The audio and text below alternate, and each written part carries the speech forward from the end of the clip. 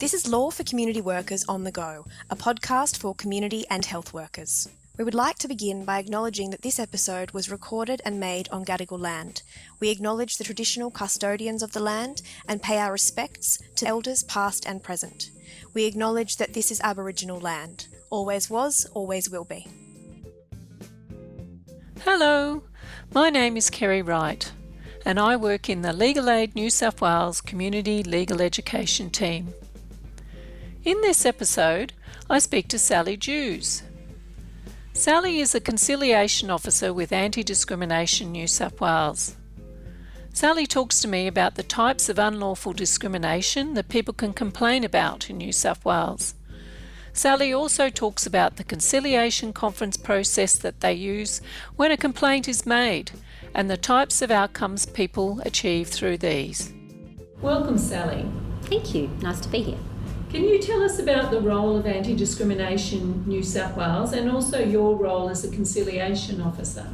Well, Anti-Discrimination New South Wales is a state government agency and its main functions are to administer the Anti-Discrimination Act, provide an inquiry line, investigate discrimination complaints, which involves getting both sides of the story, helping parties resolve complaints, raising community awareness about discrimination and its impacts, providing input on proposed amendments to discrimination legislation, and reviewing and granting exemptions to discrimination provisions as allowed for under the Act. What we don't do is take sides in disputes or make determinations about whether alleged conduct constitutes unlawful discrimination. Okay, and what's your role in all that? My role is that of a conciliation officer. So when complaints are accepted for investigation, I undertake the investigation and where appropriate help parties resolve complaints by conciliation. So conciliation is a process by which we engage the parties in discussions about how a matter can resolve on terms that the parties agree to. So conciliation may be arm's length, for example, an exchange of correspondence, or it might be in the form of a conciliation conference. As a result of COVID-19, the majority of our conferences have been held using Microsoft Teams, although we are just returning to face-to-face conferences in our Parramatta office. Okay, thanks. So what types of discrimination do you help with? So we help with age discrimination, sex, race, disability discrimination, homosexuality discrimination, transgender status discrimination, carers' responsibilities discrimination, and marital status discrimination. We also deal with complaints about race vilification, HIV/AIDS vilification, homosexual vilification, and transgender vilification. Now, vilification is a public act which has the potential to incite hatred, serious contempt, or severe ridicule. We also deal with sexual harassment and victimisation. Okay, that's a big it's very broad. Yeah, broad number. And within that, we deal in some of the grounds. We might deal with actual discrimination based on someone's actual age or the presumption of what age they are, or whether they're being discriminated because of their association with someone of a certain age. Okay, thanks. So what sort of settings does this unlawful discrimination occur in? Well, broadly speaking, it's areas of public life. So they comprise employment, goods and services, education, accommodation, and registered clubs. Now, in regards to education, some of the grounds don't apply to private institutions. Okay. So when you talk about grounds, that's the types of discrimination. Yes, that's exactly right. So that's the language that you use. Yes, so you have your grounds, age, sex, etc. Yes. And your area, which is employment, goods and services, etc. Okay. So that's clear. So the settings, as I called them settings, but it's areas. Areas. Yeah. Okay. And how do people contact you? Well, we have an inquiry line, which is 029 268 5544 or 1800 670 812 if you're calling out of Sydney. Okay, and we'll put the details of that inquiry line into the show notes for this episode, so yes, people can find that easily, as well as a link to your website, which has all those details on it. So What is the most common discrimination complaints that you get? Okay, so in the last financial year, of the total number of complaints we had, 27.8% related to disability, 15.6% to race, 11% to victimisation, and 9% to sex discrimination. Right, so it's quite broad then. And then of those total complaints, 44.3 of them related to employment, and 34.9 were in goods and services. So when you say goods and services, that's like being offered something to buy? Receiving or providing goods and services. So, for example, a common one we get is if someone's in a store and they feel like they're being harassed because of their race, for example. So they're in the stage of trying to acquire goods and services and they feel like they're being discriminated in that. Right. But then they could also be discriminated against in the terms they receive the goods and services as well. Right, Yeah. okay. All right. And how do you help when someone first calls you about something they feel is discrimination? Well, anyone can call our inquiry line and discuss their issue with an inquiry officer. So our inquiry officers, they can clarify the grounds and the areas covered under the legislation and discuss the sort of information that would be needed to be provided as part of a complaint. Now, inquiry officers can't offer legal advice, but they're able to provide referral information to legal services. No one needs to make a complaint at that stage when they're calling the inquiry line, and in fact complaints must be in writing and can't be made over the phone. Oh, okay. So they just can help them understand what is unlawful discrimination. Yes. And what their options are. Yes. Okay. And so you help them to decide to put in a complaint. So how do they then do that? Well, we can't formulate complaints for people, but complaints must be in writing, and on our website there is a complaints form available. Alternatively, complaints can just be in the form of an email and sent to complaintsadb@justice.nsw.gov.au or posted to us. The address is on our website. At the moment, lodging complaints by email rather than post is strongly recommended because there's significant delays with complaints received by mail.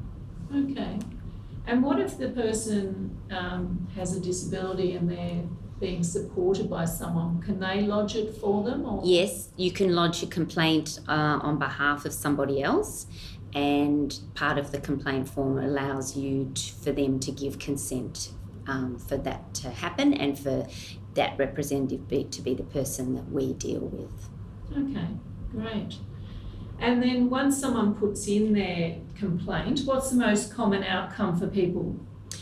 Well, generally, if a complaint goes to conciliation, then what we generally, the most popular outcome or the most common outcomes are statements of regret, financial compensation for economic loss and emotional distress, and sometimes training of staff, and sometimes reinstatement if it's an employment-related matter. Right.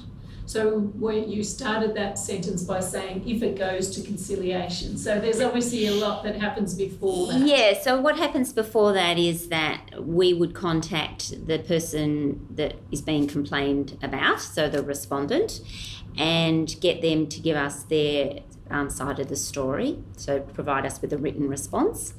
And then we would provide that written response to the complainant or the complainant's representative, and they would have an opportunity to comment on it.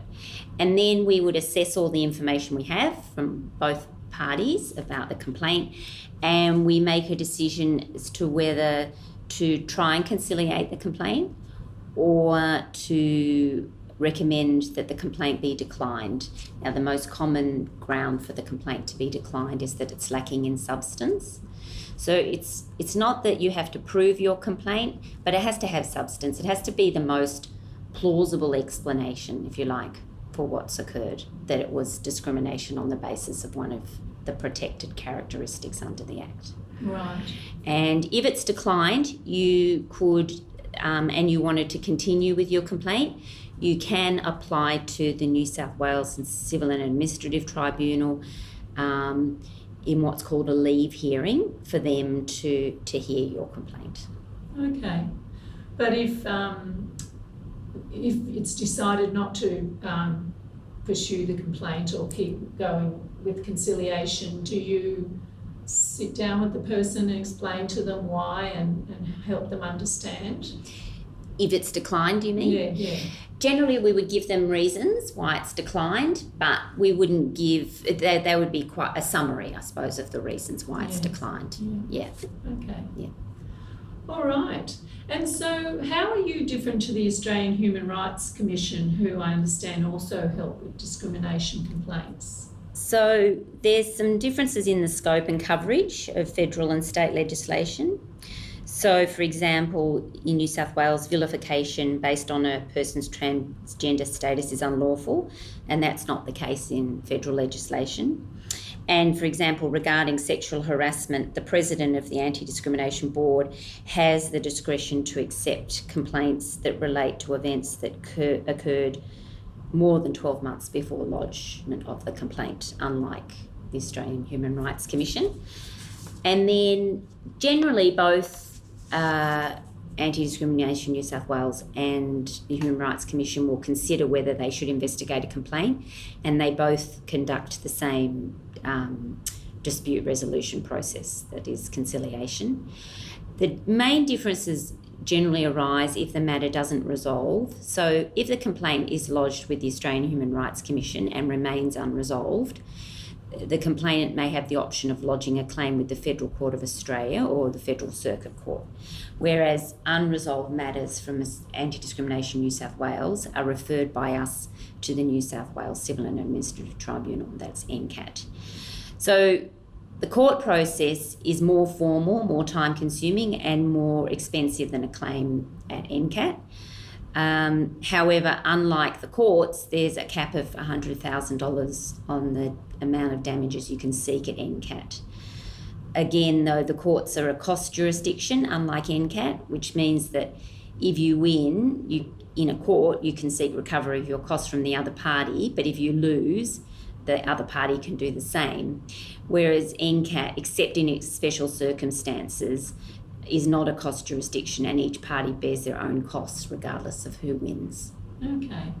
And so I guess that's part of the legal help. If people want to think about their options when they're talking to lawyers, they'll explain those options to them. Yeah, we ask complainants to talk to their legal rep about the pros and cons of lodging a complaint in the different jurisdictions. Yes. So what would be your one or two key messages for them if they're helping a client who has experienced or is experiencing discrimination? Well, number one is that while the initial threshold for us to accept a complaint for investigation is very low, the complaint can be declined as lacking in substance during the course of the investigation, as we discussed. Therefore, the more information that's provided, linking the area and the ground, the better. So if the more information suggesting that there's a causal link between a person's sex and their termination from their employment, the better. So it has to be at least plausible that the complainant has suffered a detriment because they have a protected characteristic. It's not enough to say, I am female and I lost my job, therefore I must have been sexually discriminated against. Okay. So that's the first thing. And the second thing is that it's really important that the client has realistic expectations regarding both the timeline and the potential outcomes of the complaints process. So we have a process which in most instances takes at least a couple of months before we even get to conciliation. That's the investigation. Then if we do go to conciliation, if the complainant is not realistic about their settlement proposal, it's unlikely to resolve. So it's really helpful for representatives to make their clients aware that if they proceed to NCAT and successfully prove their complaint on the balance of probabilities, which is what they have to do at NCAT, then NCAT generally awards very small amounts of damages. Right, okay. So, and you as a conciliation officer, how do you help with that when you're bringing the two parties together? Do you spend time with them individually? Yeah, so the typical conciliation conference would start with myself having private sessions with both parties, and then we would have a joint session, and then we might break into private sessions again. So my job is to facilitate a conversation, not take sides, and really do some reality testing with both parties. And sometimes I try to do that before the conference as well, so that the complainant has realistic expectations when they put their settlement proposal on the table, but sometimes that doesn't happen and we have to do it sort of on the spot. And do people normally have someone else with them during those conciliation meetings? It varies. We sometimes have legal representatives. It's not a given that if a person asks to have a legal representative at the conference that they're allowed to do that. That's an assessment we make. So we have to grant permission to do that. So for example, if you've got two parties and the complainant is unrepresented and the respondent says they want to have a legal rep, we're probably unlikely to allow the respondent to have a legal rep. Even if the parties do have legal representation, then the conference is not about determining the legal merits of the complaint. It's about trying to resolve the complaint. So we don't engage in legal argument during the conciliation, and we strongly encourage the parties to speak for themselves rather than through their representatives. Now, sometimes people don't have representatives, a legal rep or a union rep, for example, but they might just want someone to come along as a support person, and we would always allow someone to come along as a support person. They don't engage in the joint session of the conference, but they're there to have discussions in the private sessions. And how much time, like what does a conciliation conference, is it like? Well, we ask people to allow 3 hours. Right, okay. And so they generally sometimes they are shorter and sometimes they're longer. Right. There have been ones that have gone on for all day. Yes. We generally only have one though. We wouldn't normally have more than one conference in a matter unless we feel strongly that it's necessary. We might continue the conversations over the phone, but to have an actual conference, we probably wouldn't do that. Okay. And you were saying at the beginning about the COVID restrictions, meaning that you've been using MS Teams to run these conferences. How's that been? It's been okay, actually. I think as conciliators, we're all a bit worried about not being able to have face-to-face conferences because we all feel quite strongly that that's a really important part of the process, that complaints don't resolve as well if you're just having a telephone conversation, even if it's a telephone conference. But Teams has been good, and we're as we all sort of get a bit more expertise with it, it's been okay, and they've added some additional functionality so that you can have private sessions as well. So that's made a difference as well. And because I was just wondering about people who live in rural and regional New South Wales, do you think it's helping to make it more accessible, or what did you do then? Did you used to travel? We did used to travel. With sometimes we would do it on the phone, but yes, we were expected to and were happy to travel to help parties resolve complaints. Great. Well, thank you so much, Sally, for your time today. I've really appreciated having this conversation with you. And as I said earlier, the information about how to get in touch with Anti-Discrimination New South Wales will be in the show notes.